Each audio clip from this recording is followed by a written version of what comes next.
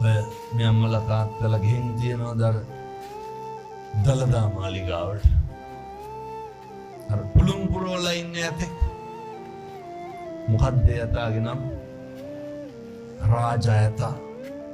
ඔය නුගවැල නිලමේ දියවඩන නිලම වෙලා ඉන්න කාලේ වෙනත් රාජයතා දැන් කොවින් හෝටලේ ඉස්සරහින් පෙරහැර ගෙවිදින්න තියෙනකොට මේ උස්සපු කකුල දෙමින් තියන්න නැතුව බලාගෙන ඉන්නවා.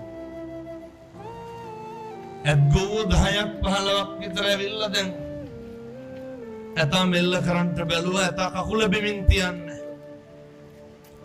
එක නොහික්මුණු දඩබ්බර ඇත්ගොවෙක් ඇවිල්ලා ඇතාගේ කනට හෙන්ඩුව දාලා මේ කනේ එල්ලෙනවා. කන ඉරාගෙන වැක්කිරෙනවා. කනේ ලේ ඇස්වල කඳුළු.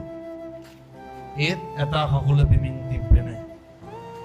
නිලමේ ඇවිල්ලා බලනකොට අලියාගේ ඇඳුම අයින් කරලා බලනකොට දලදා කරඬුව බැඳලා තිබ්බ රන්සිවිගේ ලොක් එකක් බුරුල් වෙලා. මේ ත්‍රිසං සතා දන්නවා උස්සපු කකුල බිමින් තිබ්බොත් මොකද වෙන්නේ? දලදා කරඬුව බිම වැටෙන්න පුළුවන්. තිබ්බේ නැද්ද කනට හෙන්ඩුව දාලා අදිනකොට කකුල බිමින් තියන්න? තිබ්බා. එහෙමයි ත්‍රිසං සත්තු තථාගතයන් වහන්සේට ගරු කරපු හැටි.